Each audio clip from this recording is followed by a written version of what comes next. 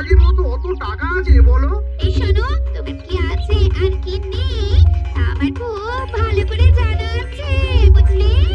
কিন্তু গিন্নি, একটা কথা কান খুলে শুনে রাখো, এবারে যদি তুমি ওই সীতাহার আমাকে করিয়ে না দাও, তুমি তাহলে চিরদিনের মতো বাপের বাড়ি চলে যাবো।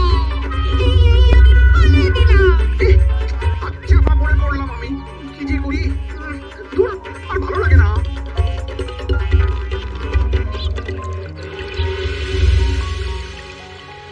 আজকে তোমাদের সকলের কাছে আমার একটা প্রশ্ন আছে। আচ্ছা, ধরো তোমরা যদি এ রাজ্যের লোক না হতে, অন্য কোনো রাজ্যের হতে, তাহলে তোমাদের কাছে কৃষ্ণনগর কেমন মনে হতো? মহারাজ, এক কথায় বলতে গেলে সমৃদ্ধ শক্তিশালী রাজ্য। বেশ, তা হঠাৎ এমন প্রশ্ন মহারাজ? আসলে বেশ কিছুদিন ধরেই আমি একটা কথা ভাবছিলাম। ঈশ্বরের দয়ায় আমাদের সবই আছে, তবু রাজ্যকে আরো শক্তিশালী ও অন্যান্য রাজ্যের সাথে সুসম্পর্ক বজায় রাখা একটা রাজধর্মে পড়ে। ঠিক বলেছে। ঠিক বলেছেন। বলি, তুমি কি এসব কথা কখনো ভাবো মন্ত্রী? হ্যাঁ, মানে আগে রোজ না, কিন্তু কখনো সখনো বোধহয় ভেবেছিলাম। কবে শুনি? ওই তো কিছুদিন আগে, ওই সেদিন। এটা ঠিক কোন সেদিনের কথা বলছেন মন্ত্রীমশাই? যেদিন আকাশে ওই দুটো সূর্য উঠেছিল? তোমাকে সব কিছুতে স্মরণ রাখতেই হবে না গোপাল। হ্যাঁ, কি আর করি বলুন, আপনার কষ্ট যে আর সহ্য হয় না। যাই হোক, মুদ্রা কথা হলো, এসব কথা মাথায় রেখে এখন আমাদের কিছু করা উচিত, কিন্তু কি করা উচিত সেটা আমি ঠিক বুঝতে পারছি না। এই একটা করে রসগোল্লা খাওয়ালে কেমন হয়? এই, তুই থামবে? মহারাজ, আমার কাছে একটা উপায় আছে। 10 দিনের একটা মিলন মেলার আয়োজন করলে কেমন হয়? খুব বাজে হবে। একটা মেলা কত ঝামেলার কাজ সেটা বোঝো? একেই কত খরচ, তার উপর আবার অনেক লোক। মোটেই না, এটা তো দারুণ বুদ্ধি দিয়েছো গোপাল। এমন কিছুই তো চাইছিলাম। ধুর, আর সবকিছুই আমার পক্ষে মনে হয় দিনটাই খারাপ। আমি বরং চুপই থাকি। তাহলে সবাই শুনুন, এক সপ্তাহ পর কৃষ্ণনগর এক বিরাট বড় মিলন মেলার আয়োজন করছে, আর তার জন্য লোকজনকে নিমন্ত্রণ করা। আজ দেখবে গোপাল যথাজ্ঞা মহারাজ। আর মন্ত্রী, ভালো করে শুনে রাখো, মেলা প্রাঙ্গণ সাজানো, ঠিকঠাক নিরাপত্তা, এসব তোমার দায়িত্ব। আচ্ছা, কিন্তু বলছিলাম যে সবকিছু ভালো করে করতে গেলে খরচও তো। ওসব নিয়ে তোমাকে চিন্তা করতে হবে না, যত খরচই হোক আমাকে বলো, আমি দেব। তো দারুণ ব্যাপার। এই ফাঁকে যদি কিছু আমারও লাভ হয়ে যায়, তাহলে গিন্নির গলার হারটার কিছু একটা করতে পারবো। বেশ, তাহলে প্রত্যেকে নিজেদের কাজ শুরু করে দাও।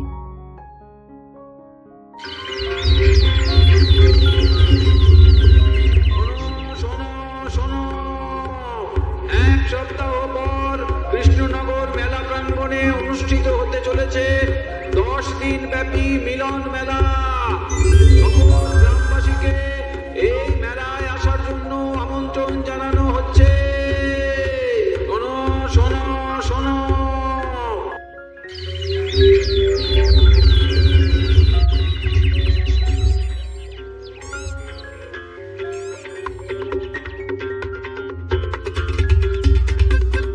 বাহ বাহ, ঠিক যেমনটা চেয়েছিলাম তেমনটাই হয়েছে। আর এসব কিছুর জন্য আমি গোপালকে ধন্যবাদ জানাতে চাই। কি যে বলেন মহারাজ, এই কৃষ্ণনগর তো আমার নিজেরই পরিবার। এসব আমরা খুব ভালো করে জানি গোপাল। আদিত্যটা একেবারে উতলে পড়ছে। এসব দেখে গা জ্বলে যায়। তোমার এই এত ভালো বুদ্ধি দেওয়ার জন্য আমি তোমাকে 50টি স্বর্ণমোহর উপহার দিতে চাই। এটা কি হলো? এরকম হলে কিন্তু আমি খেলবো না। কেন মন্ত্রী, তোমার আবার কি হলো? আমিও তো মেলার আয়োজন করেছি, তাহলে গোপাল একা কেন উপহার পাবে? সে তো মেলার জন্য অনেকেই কাজ করেছে, কিন্তু আসল বুদ্ধিটা তো দিয়েছে গোপালই। মন্ত্রীমশাইয়ের বোধহয় খুব হিংসা হচ্ছে। ঠিক আছে মহারাজ, আপনি বরং এই উপহার সকলের সাথে ভাগ করে দিন। না গো, কোনো ভাগ চাই না। তোমার উপহার তুমিই রাখো। যত সব।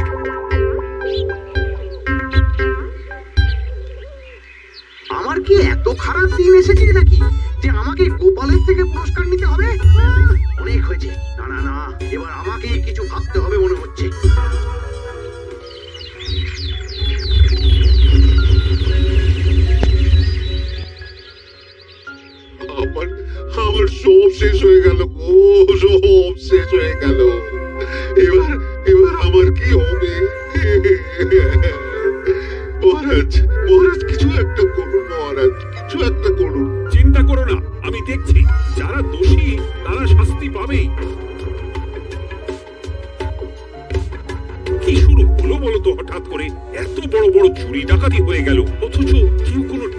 না? হ্যাঁ মহারাজ, আসলে রাতের বেলা যখন সবাই ঘুমিয়ে থাকে তখন এই চুরি ডাকাতিগুলো হয়, তাই কেউ কোনো শব্দ পায় না। ভালো করে অনুসন্ধান করো, যে বা যারা এই কাজ করছে তাদের যত তাড়াতাড়ি সম্ভব ধরে ফেলতে হবে, নইলে তো আমাদের প্রজাদের অনেক ক্ষতি হয়ে যাচ্ছে। হ্যাঁ মহারাজ, আপনি কোনো চিন্তা করবেন না। কোথায় আনন্দ করে সব প্রজারা মেলা ঘুরবে তা নয়, আবার এই উটকো ঝামেলা। একটা কথা বলছি, কিছু মনে করবেন না। আসলে এই ঝামেলার কারণ হলো গোপাল। আমি ঠিক জানতাম কোনো না কোনো ভাবে আপনি আমাকে দোষ দেবেন। সত্যি তো এসবের সাথে গোপালের কি সম্পর্ক? ওরই তো সম্পর্ক আছে মহারাজ। মেলা শুরু হলো আর তার সাথে চুরি ডাকাতিও। আর যদি গোপাল মেলার বুদ্ধিটা না দিত তাহলে রাজ্যে এত চুরি ডাকাতিও বাড়তো না। মানছি মন্ত্রী মশাই, মেলার বুদ্ধিটা আমার, কিন্তু মেলার নিরাপত্তা রক্ষা তো আপনার দায়িত্ব ছিল। যদি মেলা থেকে এই ঝামেলা শুরু হয় তাহলে তো আপনার কাছেও ফাঁক আছে। মুখ সামলে কথা বলো গোপাল। তোমরা একটু থামবে? এখন নিজেদের মধ্যে ঝামেলা করার সময় নয়। সবাইকে একসাথে কাজ করে আসল চোর ডাকাতদের ধরতে হবে, তারপর বোঝা যাবে কার দোষ ছিল আর কার নয়। আগে মহারাজ।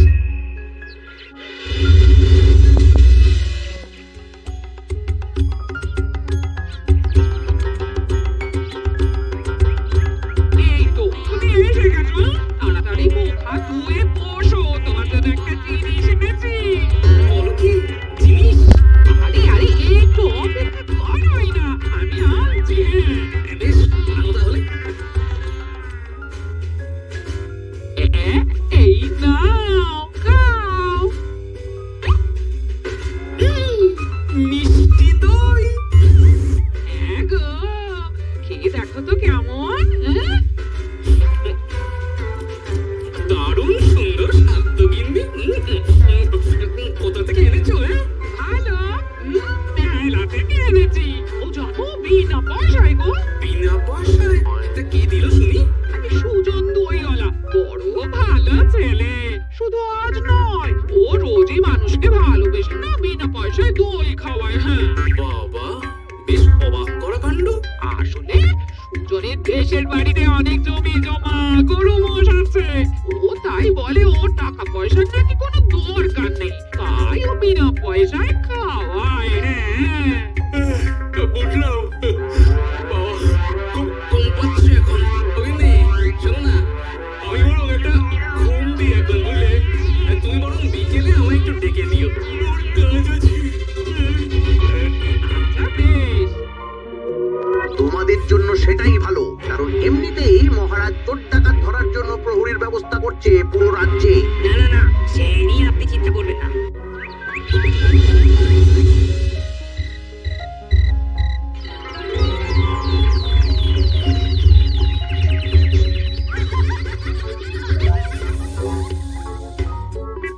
কই গো, ওরে আর কতক্ষণ ঘুমোবে?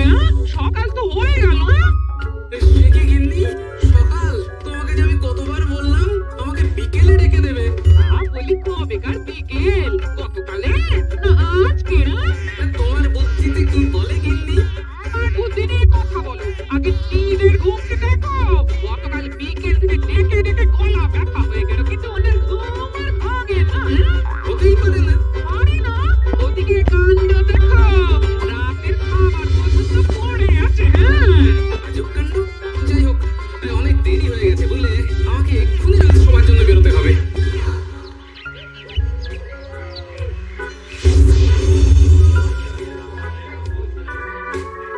বাবা, এত ভিড় কি আছে এখানে? একটু কাছে গিয়ে দেখি তো। সত্যি সত্যি ভাই সুজন, তোমার হাতে জাদু আছে। এত সুন্দর মিষ্টি দই, এর স্বাদ ভোলার নয় ভাই। আচ্ছা, তাহলে এই হলো সুজন দইওয়ালা। ভালো মিষ্টি দই আছে, নেবে নাকি গো? পয়সা লাগবে না। জানি তো, সত্যি দারুণ স্বাদ এই দইয়ের। আমি খেয়েছি তো, তবে আজ নেব না গো, কাল এসে নিয়ে যাবো। আচ্ছা আচ্ছা আচ্ছা।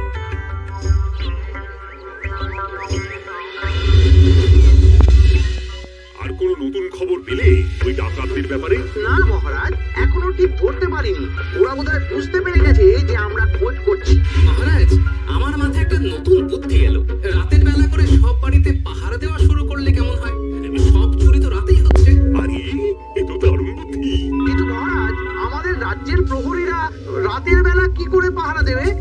কেন কেন কি সমস্যা? অনেক সমস্যা আছে। তাদের শরীর খারাপ হতে পারে, তার চেয়েও বড়, রাত জেগে থাকলে দিনে তারা সকলে ঘুমোবে, তখন পুরোটাই বেকার হবে। কিচ্ছু বেকার হবে না মন্ত্রী মশাই, আমাদের প্রচুর সেনা আছে, তাদের সকলকে দায়িত্ব ভাগ করে দিলেই হয়ে যাবে। তুমি বেশি বোঝো। গোপাল তো কিছু ভুল বলেনি মন্ত্রী, আমরা পাহারা বাড়াবো। আমি আজই সব সেনাদের সাথে কথা বলছি। সেনাপতি, তুমিও এই ব্যাপারটা একটু দেখো। যথার্থ মহারাজ।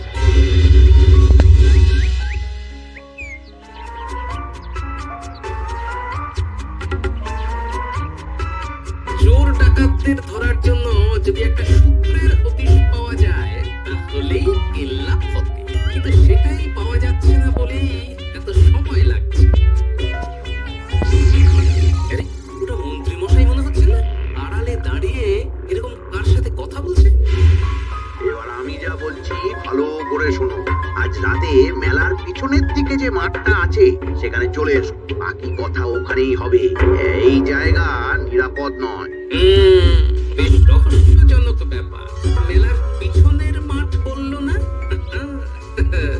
রাতে আমাকেও দেখতে হবে কি হয় সেখানে।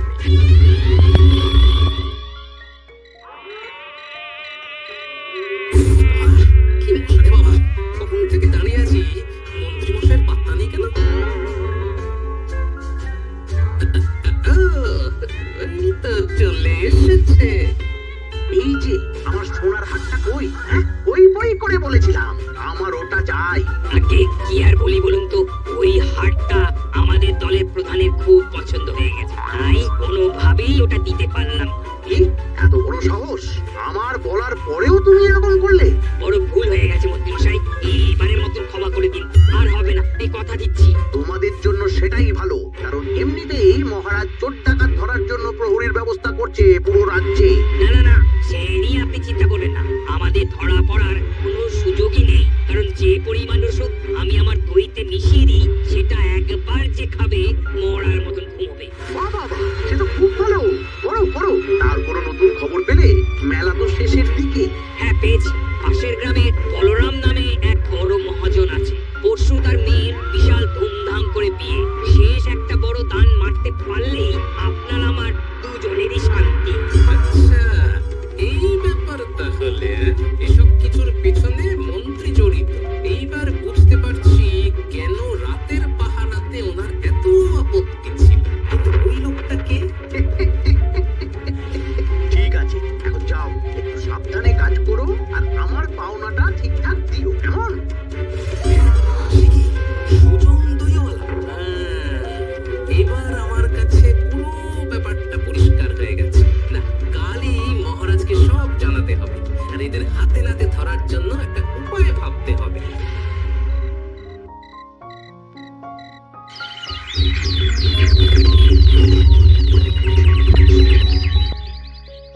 আরে এসো এসো, তোমার জন্যই তো অপেক্ষা করছিলাম। কি এমন জরুরি কথা আছে যে একান্তে দেখা করতে চাইলে? কোন মুখে বলি মহারাজ, শস্যের মধ্যেই যখন ভূত তখন আর কি। মানে একটু খুলে বলো তো কি হয়েছে?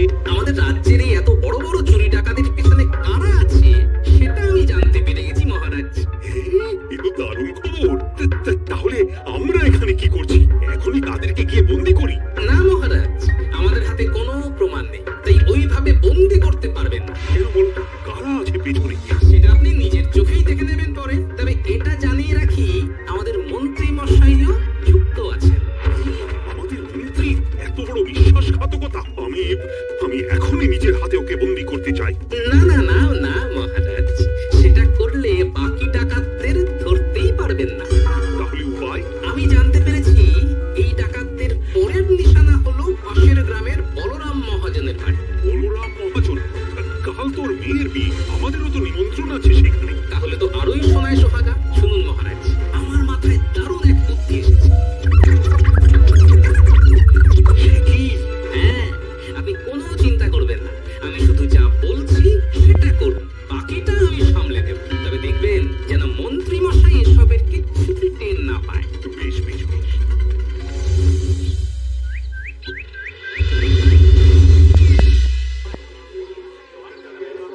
আর তো কিছুক্ষণ, এরপরেই তো সন্ধে নামবে। তোমার সবকিছু তৈরি তো? হ্যাঁ মহারাজ। আরে মহারাজ আর গোপাল কানে কানে এত কি কথা বলছে, আমাকেও জানতে হবে সেটা। ওই যে আসছে মরকটটা, আমার আর ওকে এক মুহূর্ত সহ্য হচ্ছে না। মনে হচ্ছে গুদুম গুদুম করে ওর মাথায় কাটটা মারি।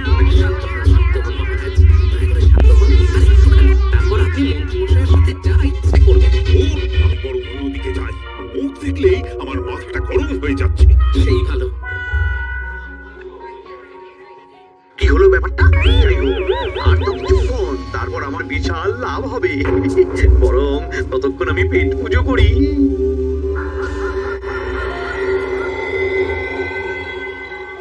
যা যা দামি জিনিস আছে সব দিয়ে দে। এই তো খেলা শুরু। এবার আর আমায় পায় কে? ও বাবা, এরা আবার কারা? গোপাল দারুণ চাল চেলেছে। এই, তোমরা এখানে কি করতে এসেছো? কেন তোমরা যা করতে এসেছো? ডাকাতি? এমন তো কোনো কথা ছিল না। কার দলের লোক তোমরা? মন্ত্রীমশাইয়ের দলের লোক।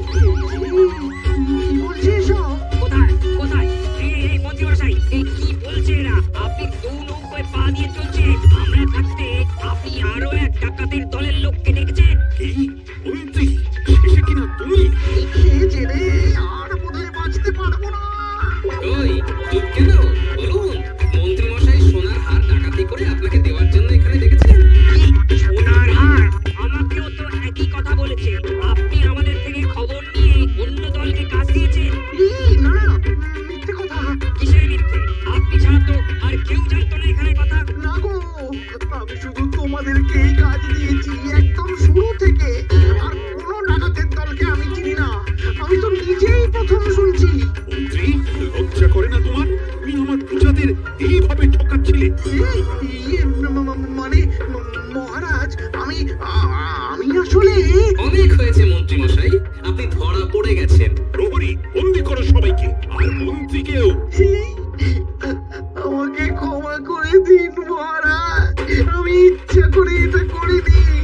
আসলে আমার গিন্নি কদিন ধরেই মহারানীর সীতাহারের মতো দেখতে হার বায়না করেছে। তার জন্য তুমি নিজেদের লোকেদের থেকে চুরি করবে? আর কি করবো বলুন? এক সপ্তাহের মধ্যে হার না দিলে বাড়ি ছেড়ে চলে যাবে বলেছে। তাই আমি এখন আপনি যেটা করেছেন সেটা যদি আপনার গিন্নি জানতে পারে, তাহলেও বাড়ি ছেড়ে চলে যাবে। শাস্তি তো তোমাকে পেতেই হবে মন্ত্রী। আয়, কে আছো? শোনো, মন্ত্রীকে মুখে কালি মাখিয়ে গাধার পিঠে বসিয়ে সারা রাজ্য ঘোরাও, এটাই ওর যোগ্য শাস্তি। আর গোপাল, তোমার বুদ্ধির প্রশংসা করতেই হয়। তোমার পুরস্কার আমি কাল রাজসভায় দেব।